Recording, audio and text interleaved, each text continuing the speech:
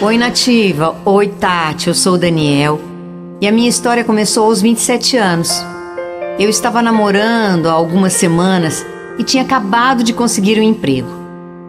Naquela época, o Anderson, meu namorado, passava por um período complicado. Sua avó lutava contra um câncer e em pouco tempo acabou falecendo. Poucos dias depois, o Anderson, que sofria com uma alergia misteriosa, que ia e voltava, teve uma piora, e essa alergia se espalhou pelo corpo inteiro. A gente achava que podia ser por conta de todo o estresse emocional que ele vinha passando com a avó. Mas essa alergia chamou a atenção de um médico infectologista que trabalhava com ele num centro de testagem e acolhimento para pessoas com HIV, o vírus causador da AIDS. E assim, ele sugeriu que ele fizesse um teste. Para o Anderson, aquilo não era novidade, já que ele sempre fazia exames de rotina. E foi numa quarta-feira à tarde que eu recebi uma mensagem dele no celular. Oi, amor, tudo bem? Eu tenho um exame para fazer. Será que você pode me acompanhar? Na mensagem, o Anderson não dizia o motivo ou que exame era aquele. Eu insisti algumas vezes, mas ele não abriu o jogo. Então eu liguei. Alô? Que exame é esse, Anderson? Então, é que eu fiz um teste de HIV e o resultado deu reagente. Eu fui contaminado pelo vírus da AIDS. Ai, meu Deus. O Anderson disse que eu também precisava fazer o teste, pois ele ainda tinha esperança de que aquele fosse algum erro, mesmo ele tendo feito o teste mais de uma vez naquele dia. Quando ele me ligou, era por volta de umas 5 da tarde e eu precisava trabalhar até às 11 da noite. Depois que desligamos, não me lembro de mais nada nos 2 dias seguintes. Confesso que eu nem sei como eu fui trabalhar sem cometer erros naquele período, porque a minha cabeça estava a mil. Não sei de que jeito eu fui para casa, como voltei no dia seguinte, nem como sequer eu consegui dormir. Na quinta-feira, depois do trabalho, eu fui para a casa do Anderson e estávamos ansiosos pelo dia seguinte. O exame estava marcado para de manhã bem cedo. Colhemos exames e enquanto o resultado não saía, fomos dar uma volta no shopping que estava aberto naquele horário, pois dava acesso ao metrô. As pessoas passavam apressadas, e enquanto isso a gente tentava se distrair com a internet e jogos no celular. No fim das contas, voltamos antes do prazo e ficamos esperando o resultado. Enquanto eu estava na espera, notei que havia 2 maneiras das pessoas irem embora. Uma por uma saída, depois de entrar rapidamente na sala e pegar o exame. E a outra para uma sala separada que demorava mais que a primeira. Essa segunda era a sala da psicóloga e da médica que tinham a difícil missão de dar a notícia sobre o resultado positivo. Até que...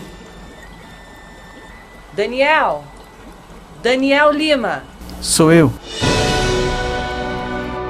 Chegou a minha vez. Eu havia sido chamado na sala demorada. Bom, então, acho que o resultado do teste não deve ser uma surpresa para você, né? Deu reagente. Na hora eu congelei. Senti um zumbido no meu ouvido e tudo começou a girar. Naquele momento eu não consegui compreender mais nada do que a médica falava, apesar de estar ouvindo tudo que ela dizia. Sempre escutei que quando as pessoas têm uma experiência de quase morte, elas veem a vida delas passando como um filme na cabeça. Mas eu vi o meu futuro pegar fogo e ser consumido na minha frente.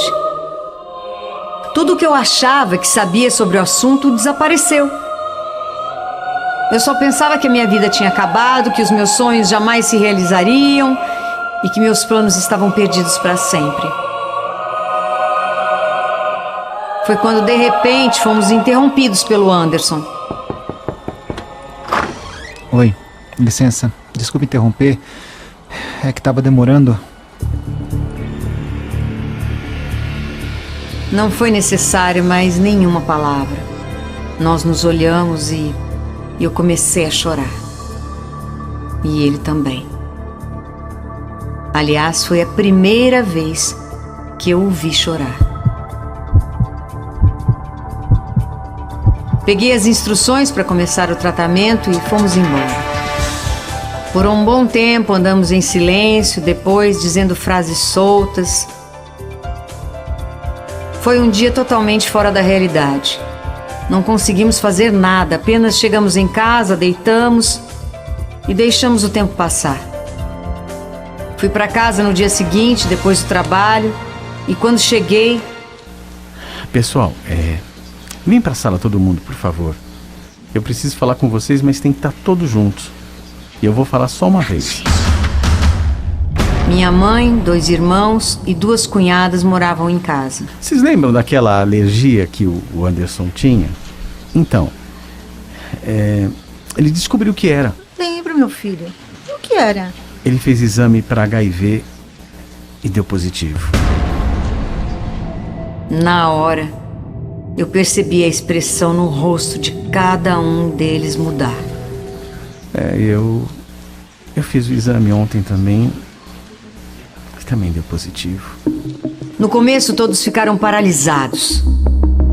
Aí me bateu um desespero, um aperto no peito. Eu disparei a falar um monte de bobagens. Olha, a gente pode se abraçar e não precisa separar as minhas coisas, os meus talheres, minhas roupas, nada disso. Foi quando minha mãe, minhas cunhadas e meu irmão mais novo vieram me abraçar. E a única coisa que eu disse foi... Mãe. Ai, meu Deus, eu tô desesperado. Meu filho, eu vou ficar sempre do seu lado. Eu vou te amar, eu te amo muito, muito, muito, meu filho. Fica calmo. Eu chorei por um bom tempo agarrado a eles. Meu irmão mais velho ficou parado exatamente no mesmo lugar e com um olhar perdido, congelado. Eu levantei para abraçá-lo e ele desabou. Ele não conseguia chorar, apenas soluçava. As lágrimas lutavam para saltar dos seus olhos. Era um tipo de estado de choque que eu nunca tinha visto. Nunca tinha visto meu irmão daquele jeito. Na manhã seguinte, quando eu acordei para tomar café, o meu pai estava na mesa. A minha mãe tinha acabado de contar. Quando me aproximei dele, ele não me disse nada. Se levantou da cadeira, me abraçou engasgado, entre lágrimas e soluços. Vi minha mãe também chorar. Não fui eu quem deu a notícia para minha irmã. Ela me disse depois que sentiu como se a alma dela tivesse saído do seu corpo. Tamanho susto que ela tomou. Ela achava que ia me perder. Todos acharam, até eu. Mas eu tinha que ser forte. Meu namorado lidou com muita dificuldade com aquela nova condição. A minha família ficou 24 horas preocupada e sempre me perguntando se eu estava com algum sintoma, se eu estava sentindo alguma coisa.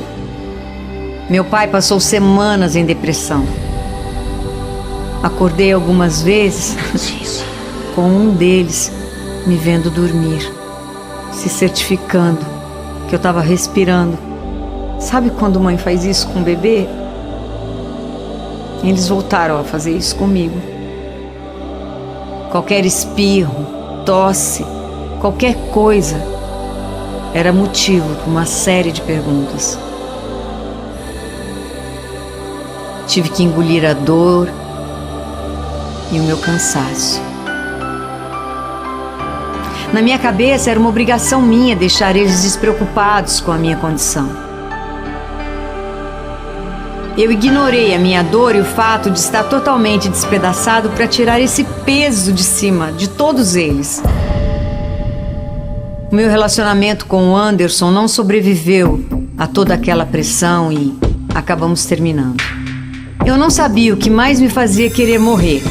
O fim ou o fato de que eu jamais voltaria a encontrar alguém que me aceitasse de novo. Eu pensei em tirar a minha própria vida. E quando cheguei ao ponto de finalizar essa ideia, eu só pensava na minha mãe, nos meus irmãos, no meu pai. Não era justo obrigar a minha família a passar por aquela injustiça. Eu me sentia sujo. Quando eu me olhava no espelho, eu só via AIDS. Eu só me imaginava em cima de uma cama definhando. O ano era de 2016. Os medicamentos garantiam uma vida normal a pessoas que vivem com HIV. Inclusive, eu conhecia um rapaz que vivia há 12 anos com a doença e estava muito bem. Mas nada disso fazia sentido para mim. Eu só me culpava, achava que era um castigo por eu ser quem eu sou. A religião me fez acreditar que eu seria punido pela homossexualidade e a punição teria chegado. Desenvolvi transtorno de personalidade, depressão e foi se agravando. Cheguei até a conhecer um contato que me ajudaria a descansar eternamente. Eu cometeria o pior de todos os pecados. A mais corajosa e ao mesmo tempo mais covarde atitude de todas. Era essa frase que ecoava na minha mente: covarde ou corajoso? Mas eu precisava me acalmar. Os meses foram passando. E o primeiro relacionamento que veio depois de tudo isso confundiu muito a minha cabeça. Eu achava que tinha me apaixonado pelo simples fato de ele não ter me dado as costas. A gente se confunde muito com isso. Até aprender que quem te aceita não é nenhum herói. Só não é nenhum babaca. No final do ano seguinte, depois de passar por uma situação de rejeição, fui ao meu perfil do Facebook e abri o jogo. Eu estava muito nervoso. Apenas escrevi, publiquei e voltei ao trabalho. Quando saí naquela noite, para minha surpresa, havia um monte de mensagens de apoio de toda a minha família, meus amigos e até desconhecidos. Tinha gente de todos os lugares, inclusive dividindo suas próprias experiências.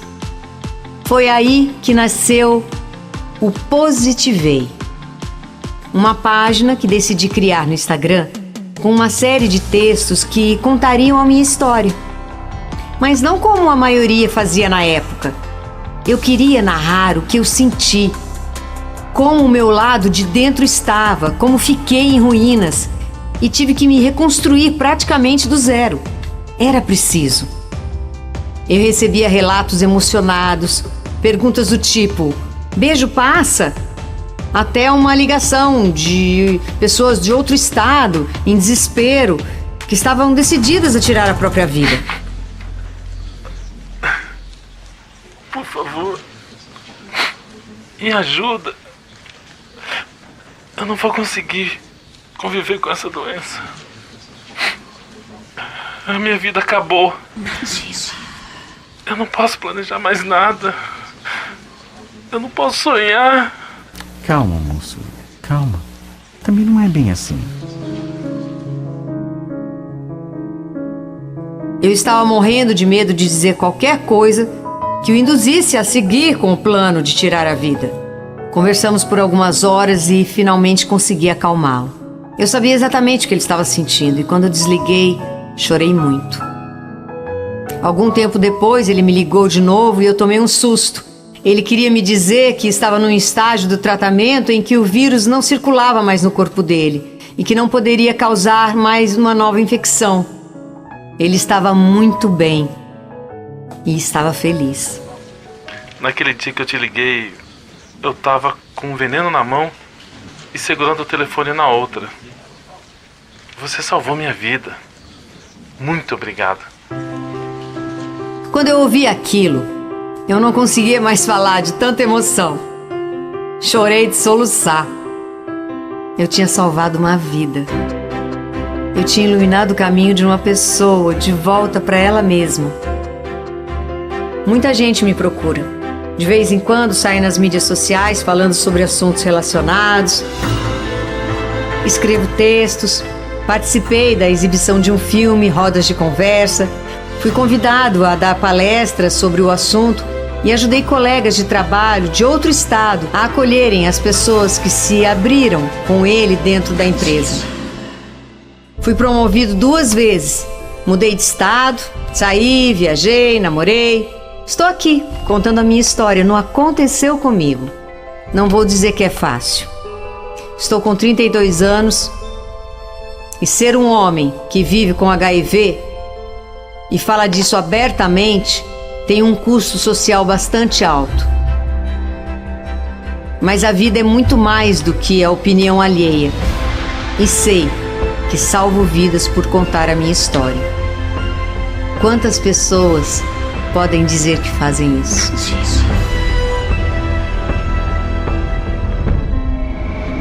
Aconteceu comigo.